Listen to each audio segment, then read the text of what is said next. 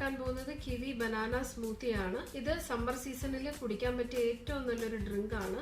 ഇതിനാവശ്യമായിട്ടുള്ള ingredients എന്തൊക്കെയാണെന്ന് നോക്കാം. Kiwi 3 എണ്ണം, പഴം 1 എണ്ണം, കുറച്ച് ice cubes, honey 3 tablespoon, മധുരം അവരവരുടെ ആവശ്യത്തിനനുസരിച്ച് കൂട്ടുകയും കുറയ്ക്കുകയും ചെയ്യാം. തിളപ്പിച്ച പാല് 600 ml.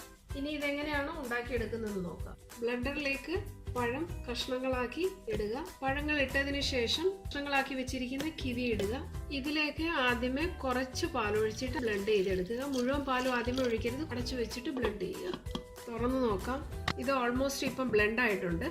ഇനി ഇതിലേക്ക് 3 ടേബിൾ സ്പൂൺ ഹണി ഒഴിക്കുക.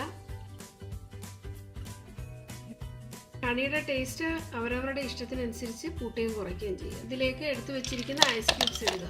ബാക്കി പാലും കൂടെ ഒഴിച്ചിട്ട് ബ്ലെൻഡ് ചെയ്തെടുക്കുക. തുറന്നു നോക്കാം.